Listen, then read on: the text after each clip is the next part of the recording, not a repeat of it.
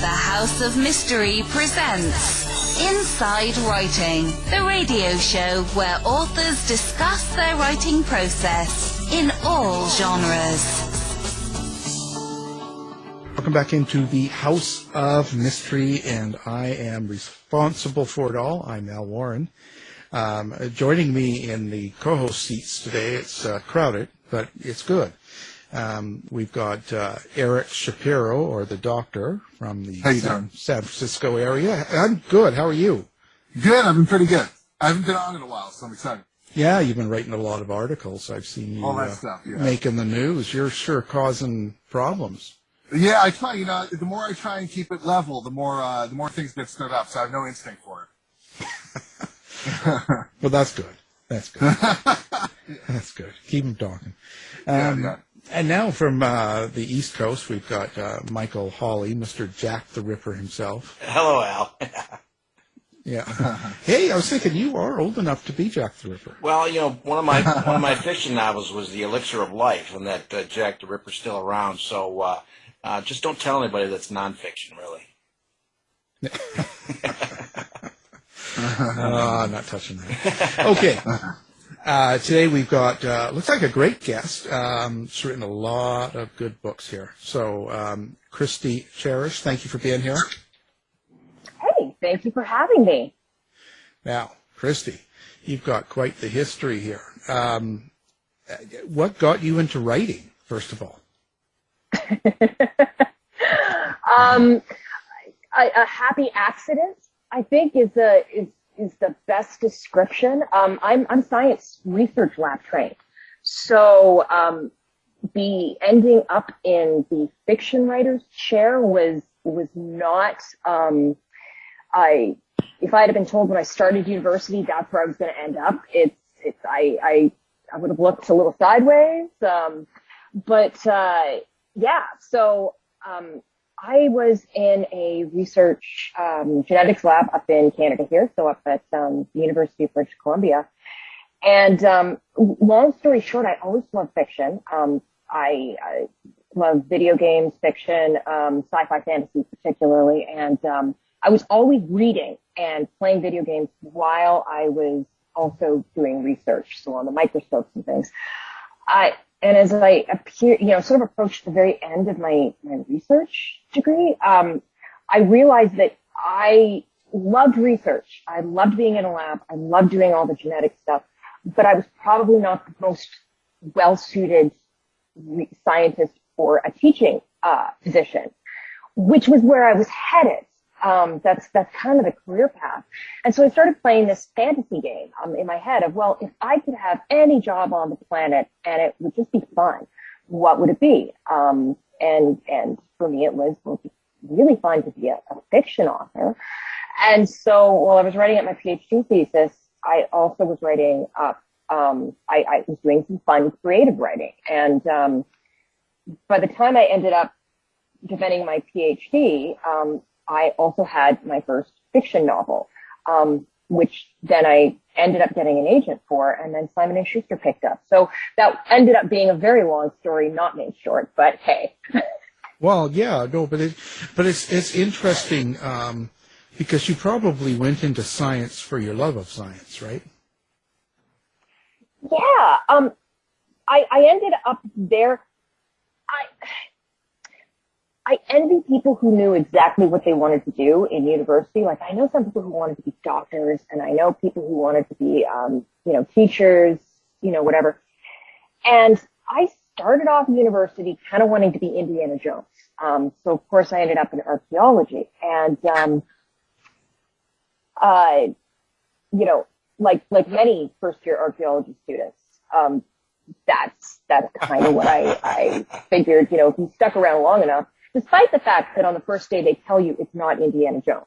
I think every first-year archaeology class goes out of their way to say this is not Indiana Jones. But I think there's a subset of us who figure, well, if I just stick around long enough, maybe. Again, through just going through the courses and going through class, I realized pretty quickly that archaeology, and this is back in the 90s now, but archaeology was probably also not the best spot for me. And part of finding that out was, at Simon Fraser, we had a very famous, primatologist who was teaching first year anthropology, and she was a Brutagaldicus. So if you think about primatology, you think about, Diane Fawsey, Jane Goodall. Brutagaldicus was the third one who was working on orangutans. And, so we did get the core elements of anthropology, but we also got this amazing class of sort of human evolution and, introduction to primatology. And from there, it just kind of catapulted me into, genetics and evolution and that sort of thing. So again, it wasn't the first place I thought I would end up. Wow. So you write these like in modern day Indiana Jane. So do you go out in the jungle and practice all your scenes?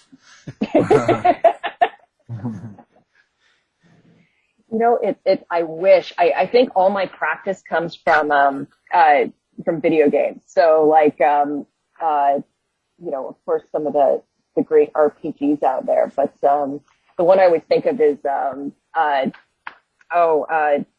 is it?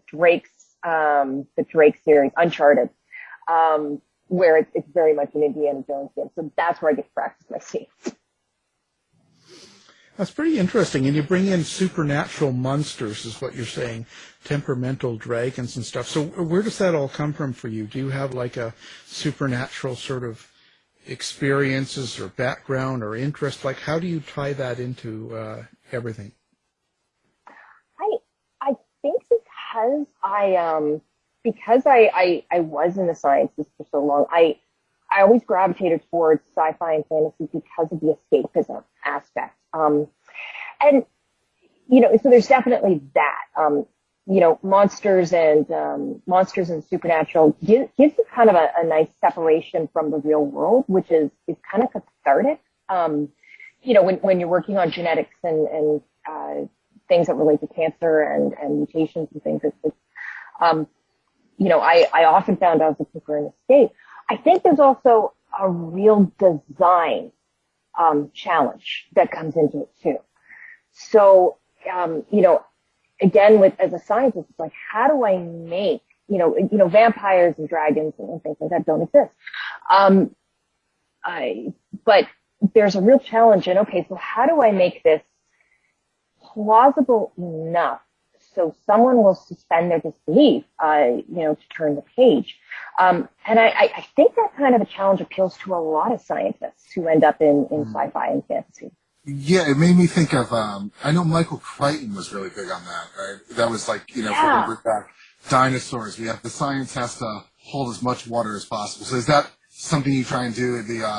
What's the word, verisimilitude? Like it has to be as realistic as possible?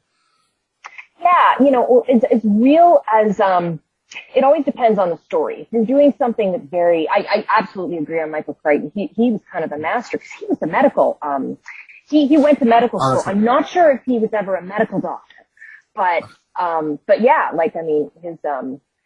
he really brought his expertise so well to his novels.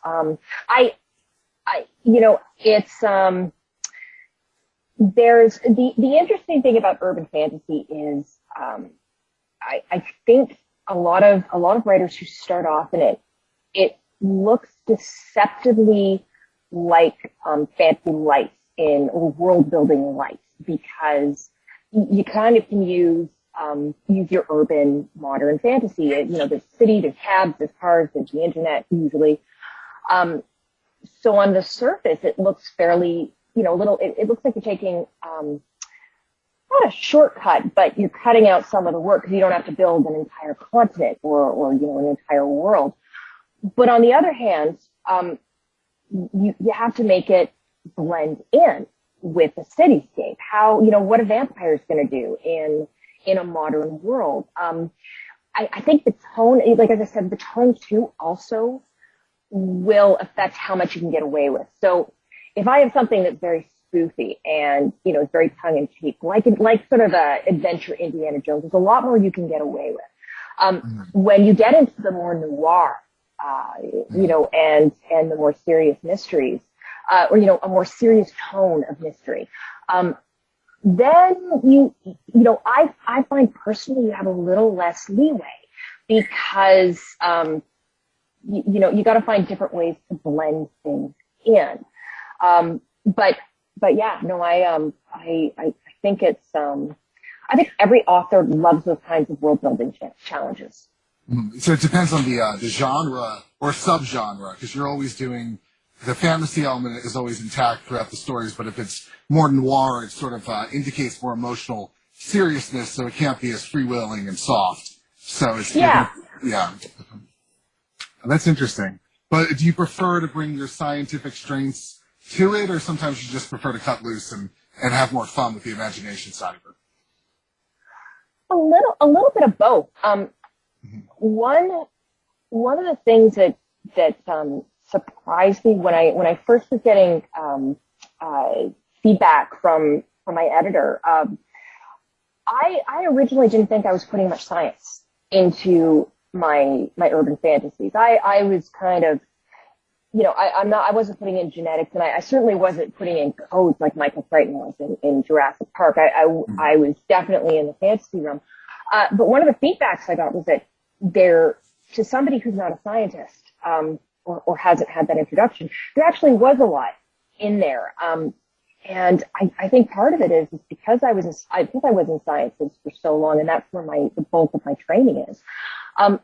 It's impossible to check what you know at the door when you go into writing a novel. There are just things now that I take for granted, like genetics. So, in an accidental way, there ends up being a lot of genetics in my in most of my works, just in the day-to-day of how does something work, or cell biology with proteins. And it's not really something I think of, but it sort of ends up in the makeup, or the fiber of my novels.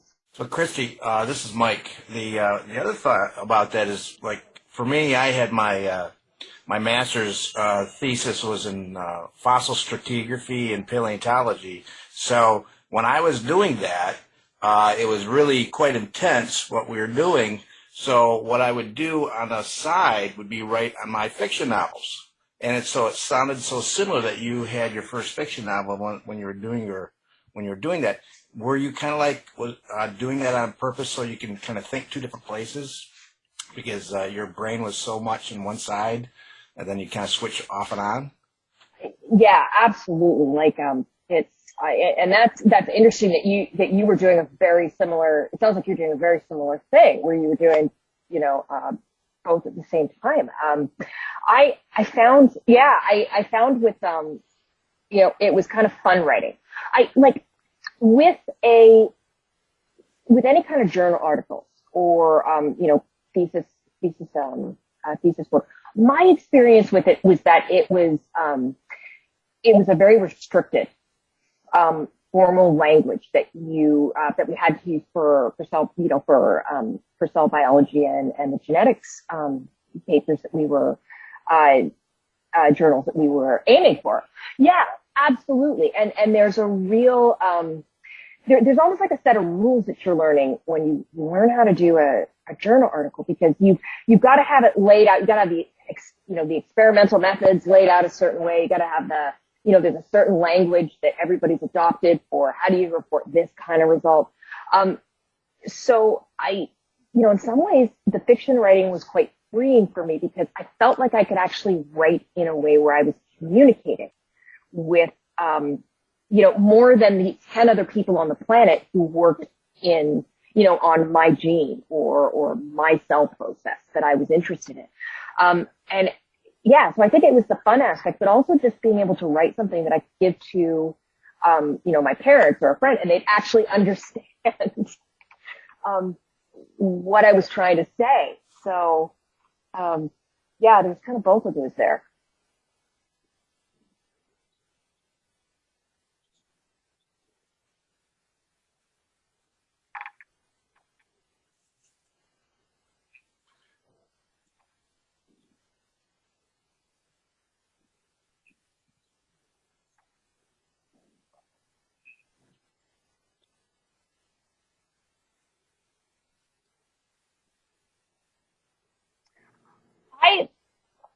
one of the things that I found was that and I'd be curious with your science background if you found the same. There's a very similar or a parallel process in writing, where the thought process, the experimental method, you come up with your hypothesis, you then start testing your hypothesis. You put together your experiments, and then depending on your results, you continue the story of that scientific question, that topic that you're writing about. And I find that that sort of thought structure of, translates to me in when I'm trying to write. My hypothesis is, well, let's try this story out. And my experimental methods are, well, let's try these scenes. And, once I've written these scenes, do I believe the characters? Do I buy the story I'm spinning? And continue it that way. And depending on the results of those scenes, that tells me the next scene or experiment that I need to put these characters into. The thing that I loved about fiction was when I was doing an experiment, there's also a real creativity to science that I think gets undersold, because people always talk about the memorization of sciences. But when you get to that experimental process, you're asking questions that you don't actually know the answers to. You've got a lot of background information that you can form educated guesses from, but you don't really know. So there's a creative component that comes into imagining what your results might be and what questions you need to ask. And I found that when I first started writing, one of the things that really appealed to me was that all of a sudden I could make up the endings to my experiments. I actually had a little more control over them. Whereas, when you're doing an experiment in the real world, you have no control over the results. And that's part of the scientific discipline, is that you've gotta, you've got to look past what you want the story's outcome to be and see what's actually on the table in front of you. Wow. Now, this is part of this newest book we're talking about, Al and the Tiger Thieves. So this is book 4. What is the Owl series for someone that's never read any of them? Yeah, so Owl and the Adventures of Owl is a series about a archaeology grad student turned international antiquities thief who reluctantly has to navigate the natural world. She has one rule: no supernatural jobs, and that kind of goes out the window almost immediately when a dragon who runs a casino in Las Vegas offers her a deal she just can't refuse. And so it's I aspired to do a fun adventure novel, and it's like with any writer out there, you have to cross your fingers and hope you succeed. But that was kind of what I was going for. And that's kind of what it's, hopefully what readers find it's about. Then you've been with Simon and Schuster from the beginning, it looks like. Haven't they been carrying all these titles? Yeah, they have. Simon and Schuster did, we did 4 books, and then, I have a separate series actually with Random House. Oh, so, a second paranormal series, yeah. So how is it? So you're playing with the majors. You have these very prestigious publishers. How has that experience been? It's been fantastic. I was very, very lucky that things aligned, that I was able to work with some amazing editors. Not having the MFA background, and the writing background, having the science background, what was great was I ended up getting a very good introduction to the discipline of writing. It kind of felt like I was doing a master class, working with the in-house editors. So it's been a very positive experience for me, and it really of course, ended up being a crash course in publishing and marketing and just how that entire world works. Do they take care of a lot of the marketing, these, or is it sort of split labor, or how's that work? My experience is, and publishing is changing a lot right now, is a lot of it is they do the editing, the covers, and editing covers, titles. Interestingly enough, those are things you really don't have that much control over when you're working in house, and they do the lion's share of the marketing and publicity.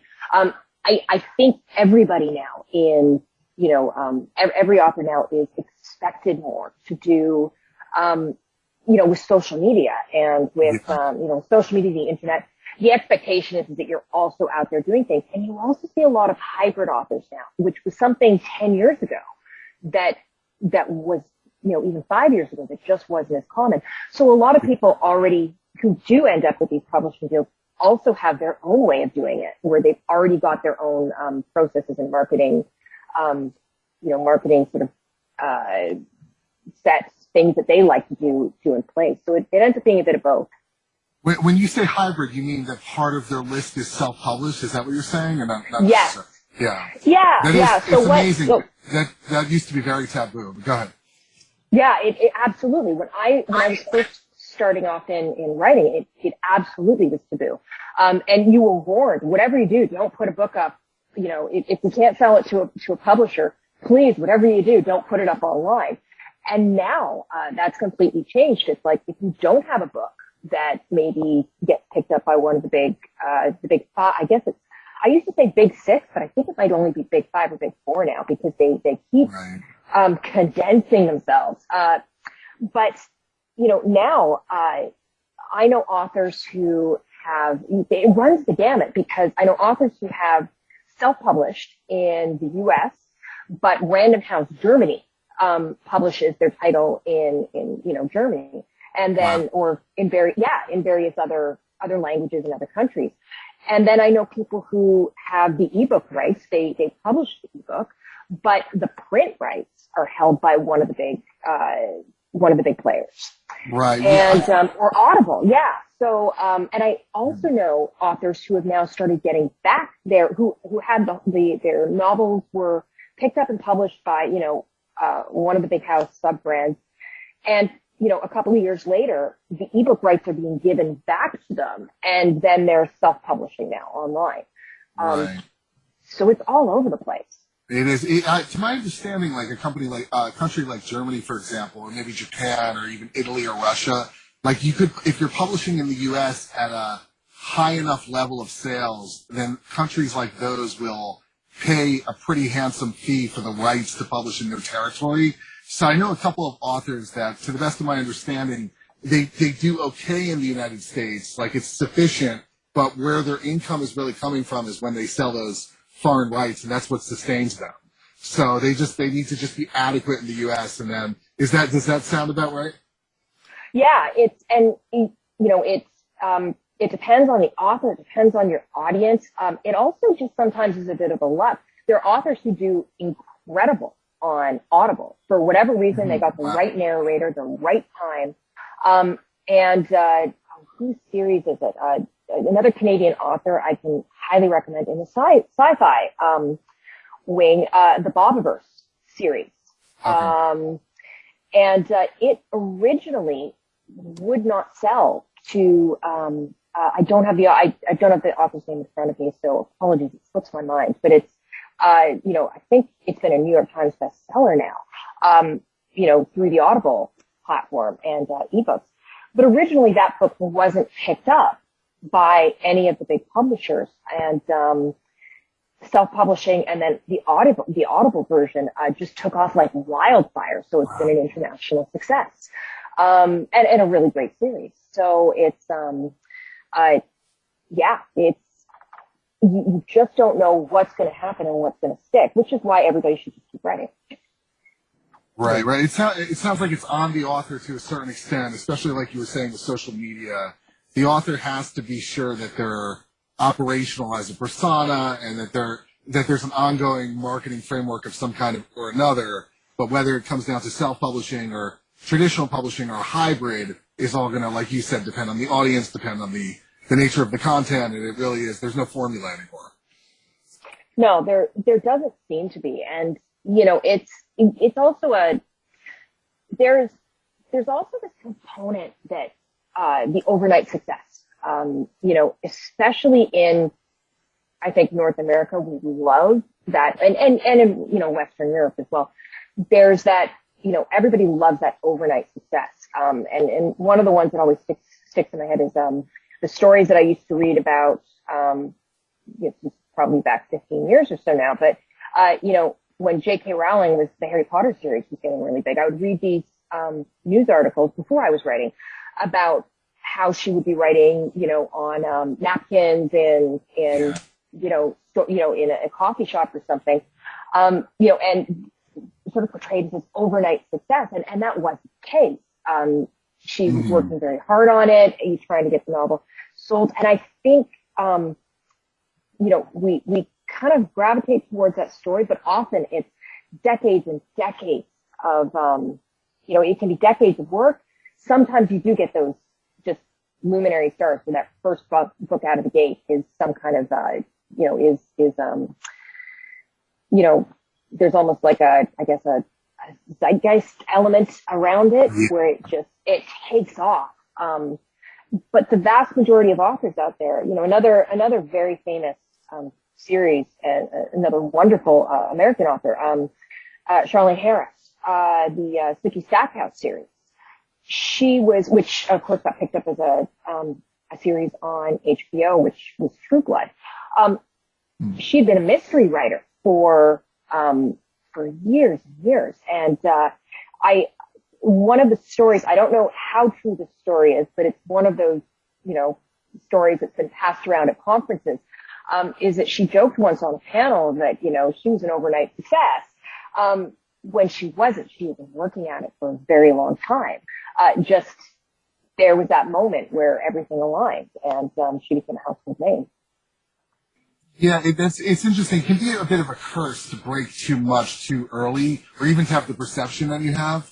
Because then, of course, you know, if the idea is for most people to sustain, I mean, you have one and done authors that do like one or two books in their whole career, and that's their nature. But in general, I think a lot of authors have the passion for storytelling and want to sustain and have a whole career. So that hype can really be a burden that's hard to shed. I mean, when I started my career in my 20s, I had hype on my first couple titles, and then there was a perception for the subsequent half dozen that I hadn't lived up to my early ones. But I was like, in my you know, my hardest audit of myself, I was like, I think they're fine. I just think, like you said, the zeitgeist, you know, it doesn't necessarily stay with you, and then you just kind of have to play it as it lays. Yeah, and you know, especially nowadays with you know, with the way that social media tends to run, I kind of worry that, you know, it turns into this echo chamber.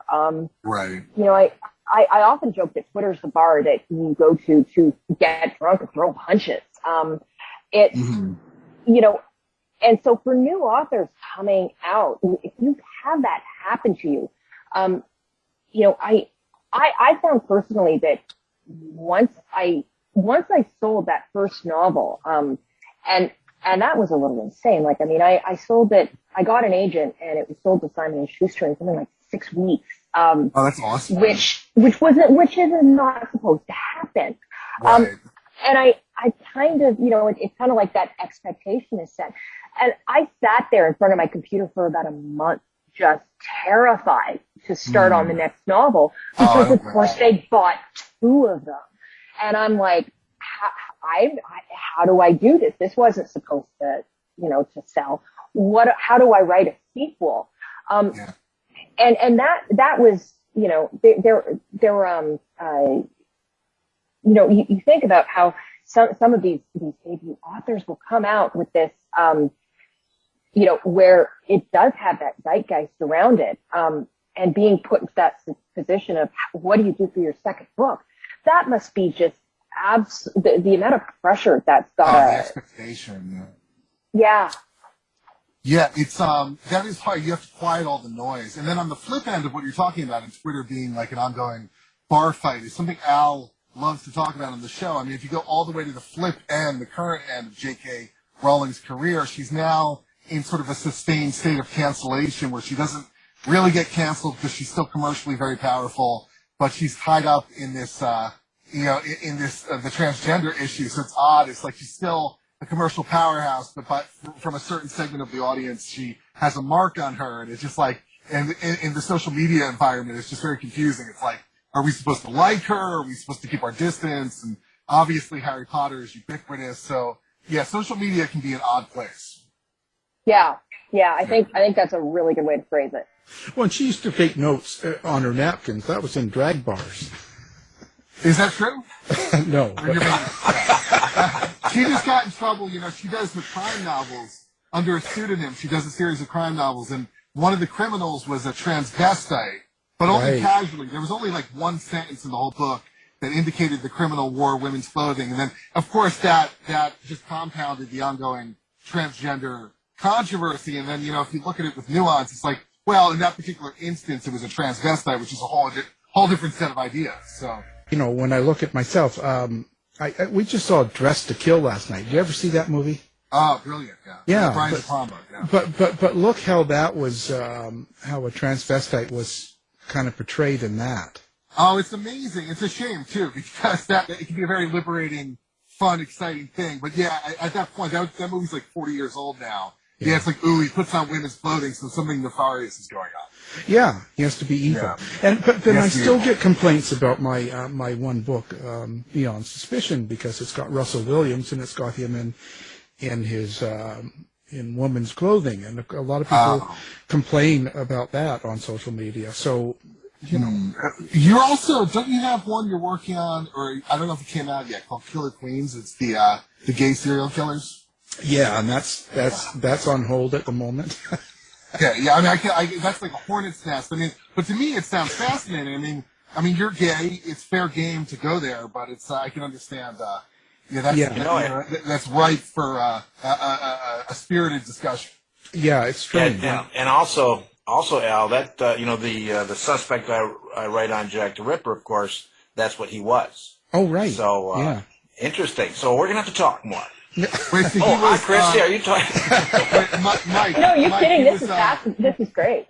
What's that, Eric? I'm sorry, Mike. He was gay, the suspect, or he was a transvestite? Well, he's actually a hermaphrodite. That's what I discovered, and then he identified as a male, but he loved teenage boys. He would molest them. Okay, so he's a molester and heterosexual. It's interesting, these things, his orientation and gender, it gets conflated, but fascinating, and then it becomes very delicate to talk about for obvious reasons.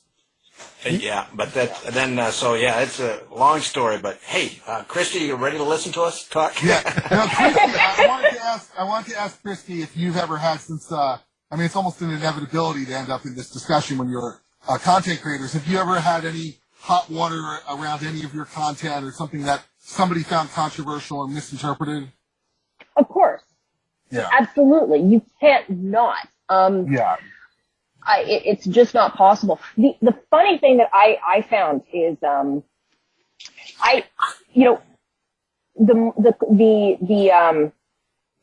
older I get, the more I see the appeal of having pseudonyms, for writing. Me too, yeah.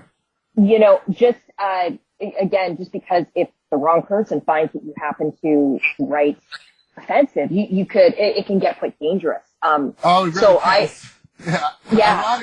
Ironically, I always fantasize about, because I've done a lot of ghostwriting for women, so I always fantasize about having the pseudonym of a female and starting books that way, but I could get in huge trouble for that if the truth came out. It's like but I'm just saying the inverse of what you're saying, but I understand the appeal in general.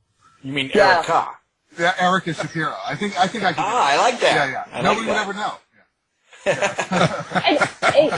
and absolutely, as a woman, female woman identifying, author, I am it's definitely something that comes up where, and it's kind of funny and it's a little unfair.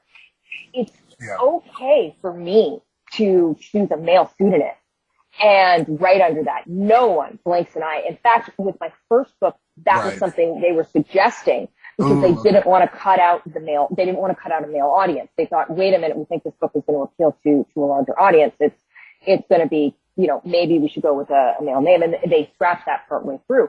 But, it would have been, men who say write romance and use a female pseudonym, that's kind of, that's frowned upon, but yet it's for very similar reasons. The issue that, the issue that I did get, very minor, it certainly wasn't a large, the majority of my readership, but there were 3 things that I did get comments on. 2 of them were completely out of my control. One of them was the title to one of my books, which was in my second series, my Kincaid Strange, which was originally I had urban fantasy in Seattle. So a voodoo practitioner who lives in Seattle with goes to a grunge rocker. And originally I had thought I was going to title it after movie titles. So, plays on movie titles. So it was going to be Dead and Drowned Seattle was what I submitted it as. And when I sold it to Random House was Dead and Drowned Seattle, Kincaid Strange. And that title was not going to fly with the marketing department, sales department. So it got changed to the voodoo killings, which I personally did not have a problem with. That came under fire, as well as one of the covers, which featured an Asian, one of the Asian characters in the book, one of the main characters. And that just because of, and again, it was it certainly didn't go anywhere. I guess is what I'm saying. But I did see comments, I did get emails and comments directed at me. And part of that was, I would say a very, very small minority was concerned about having an Asian woman on the cover and not having my by a non-Asian author. That was a very very small minority. But I did get flack. Pardon? Oh, I'm sorry. How recently? Oh, that would have been about. I guess that would have been when the first Kincaid book came out, which would have been 2016, 2017. Okay, and it never went in the culture wars period. Okay. Yeah, it never went anywhere. Like my readership never had a problem with that. My publisher didn't get, it never really went anywhere. But I did get a handful of online comments and emails about it. And interestingly, the third thing, and again, this was more of, I thought there was some great discussion about it, that readers had with me, about, the first Owl book, actually. And, it was not malicious in any way. And I actually, as an author, I always stay out of this stuff because once the book's out there, I have nothing to do with it anymore. Nobody reads the same book the same way. So I just sort of sat back and watched, but I thought there was a really great, and I occasionally, of course I respond to emails and things like that, but there was some great conversation about, whether or not one of the themes in my book counted as non-consensual sex. Oh, I see. Okay. Around alcohol consumption. And, me being from the university crowd, it's and that sort of 1990s, early 2000s, it's like, oh yeah, people get drunk, go out partying, and it's very much part of that college humor, and college fiction, I think, component. But, as the books, I think those books got released in 2015. And so by then there was more of I think conversation about that. So, but that was it. That's been it. Cross my fingers, Yeah, I mean, like you said, the words you said were key. Like it never went anywhere, or at least in the case of the Asian cover and title, it's the never go anywhere. You never know if the ember is going to turn into a fire, and it's one of those things we have to deal with. I think politics is trumping culture in the current environment. And I think, I think culture, people have to respect culture and imagination and interpretation. And that shouldn't be an old-fashioned idea. So it'll be interesting to see where this all goes. Yeah, and I think, there's a difference between insensitivity and sensitively approaching a topic. I strongly believe any author can write about just about anything, provided they approach it with sincerity, sensitivity, and, authenticity, Authenticity. Authenticity. And it's, but the opposites of those, the other things, is a bad place to go. And, we've all seen movies where those three things have not been handled as well as they should have. And it's books and movies but mostly movies are the ones I think of where, sensitive, topics have not been handled the way they maybe should have. And, it's gone badly.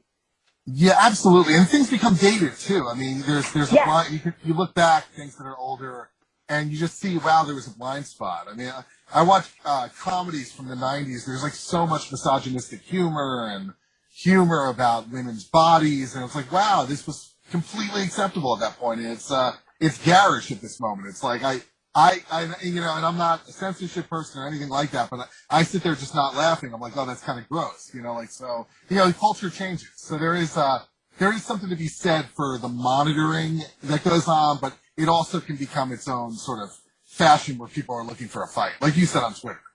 Yeah, absolutely. Yeah. Well, the other thing I think, I was just going to say about historical fiction, especially when I'm doing Victorian, I'm trying to look for contemporary jokes. So I looked up jokes of the 19th century, and they were all the worst jokes. You could never see any of them. Yeah. They're all, actually, in England, it was all about Irish. Oh, gosh, yeah. So, but that was one thing that I couldn't use them all. I had to use the lightest one. Oh, that's so funny. That's really interesting. Yeah. Go ahead. Earlier too, when it just talking about transgender, transvestite, and non-binary identifying people, and that portrayal historically. There are two movies that pop to mind, and the question becomes: back then they were hits. But now you sort of look at them. Tootsie, of course. Tootsie, yeah. Oh, which is a transvestite, yeah.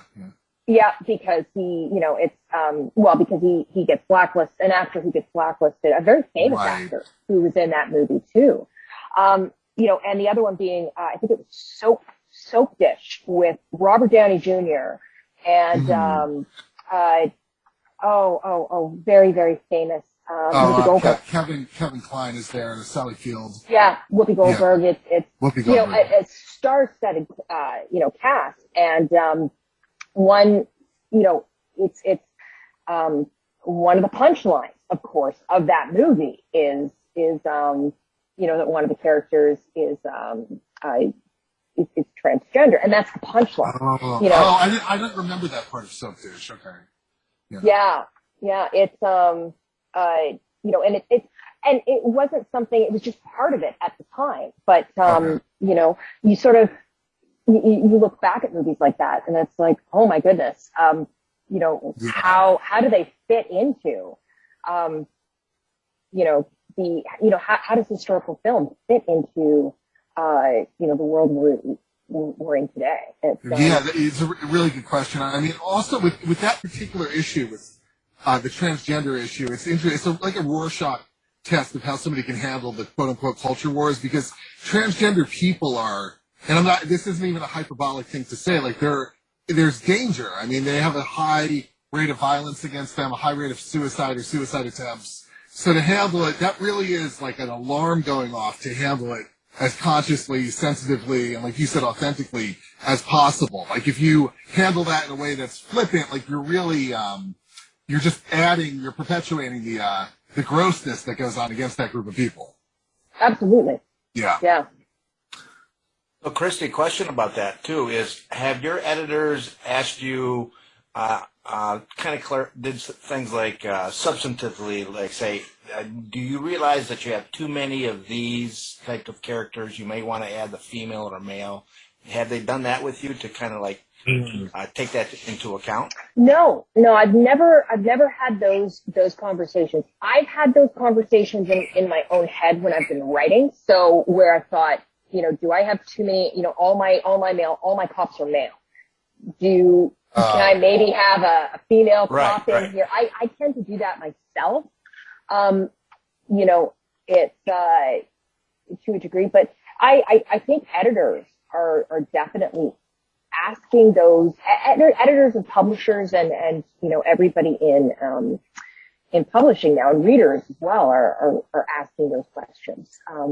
When they pick up a book, or when they're watching TV, it's like, wait a minute, are people being left out? Am I getting like you said with the thinking back to 80s and 90s TV with just the misogyny level that was there, that you don't think of, having grown up in the 80s and 90s, I didn't notice back then, but now looking back at it, going, oh my God.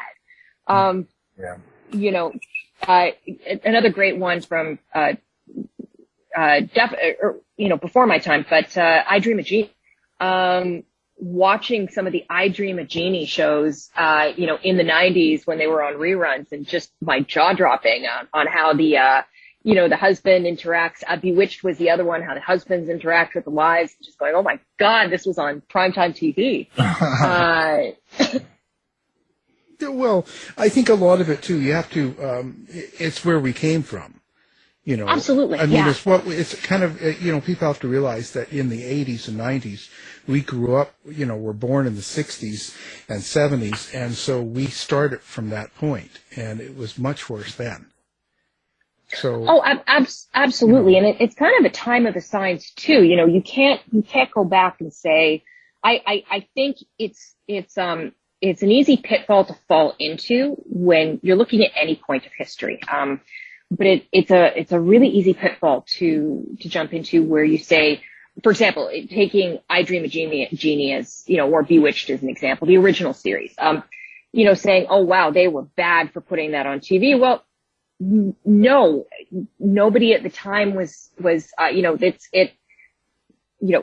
feminism and was, still in earlier, was in much earlier stages. These weren't topics that people were talking about at the kitchen table. We talk about them now because of how we've, progressed, but, it's such a tricky thing looking at things from the past in their context. Yeah. And a lot in the 60s, they had a different, it was about race, and there was different issues going on, I think, in the 60s that created that atmosphere where the things like what you were saying, Dream of Jeannie and stuff, it wasn't the topic, it's how they were.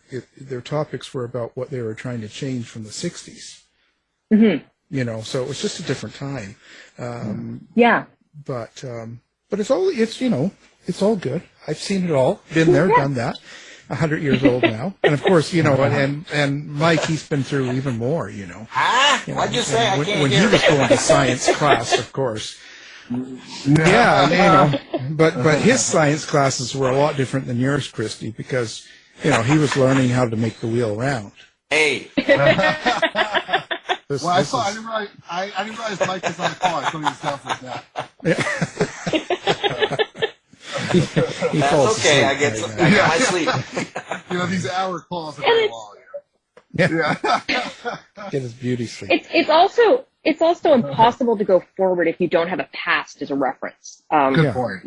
Like society. You don't have anywhere to go if you've got nowhere to come from. Because personally, I get tired of people trying to cancel out others because of something, and I think, well, we're all humans, and we're all hopefully trying to do the best we can, and how we were in the 60s, 70s, 80s, and 90s. It's there's good people and bad people, but you look to the good ones, and I'm not.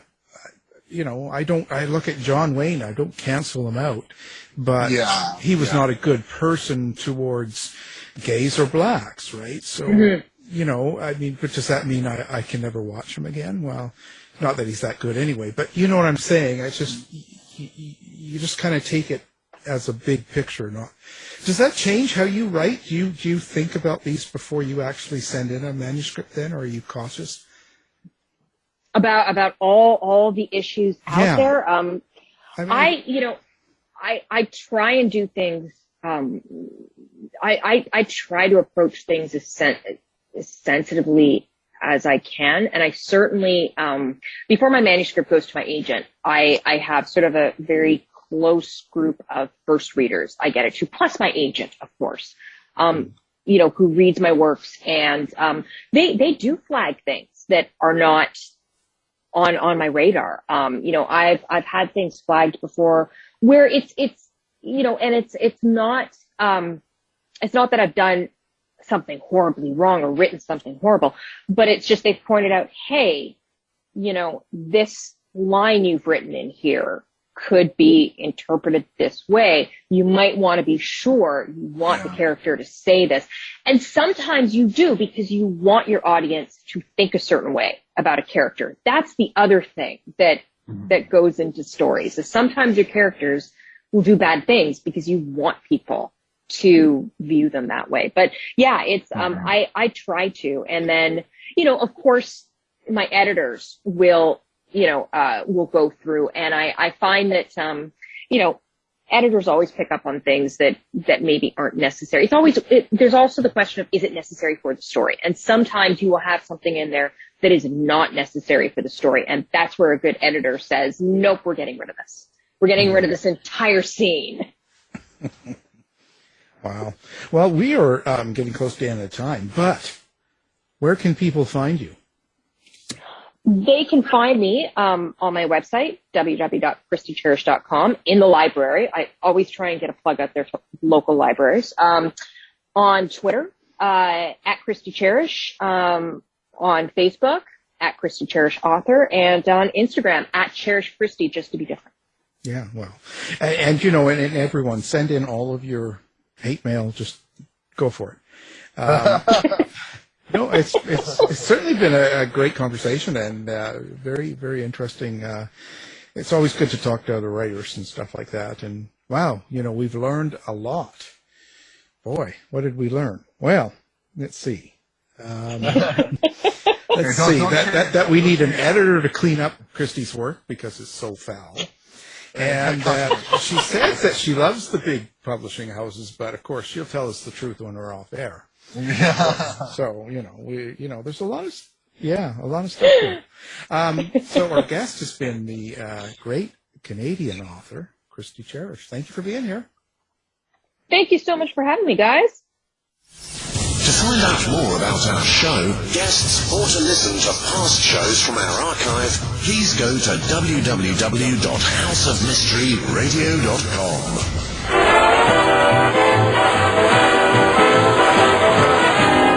The mission has been completed. The end! By George, he's got it! It is the end! How dare you? If you're lying to me, I'll be back. This has been a production of Something Weird Media.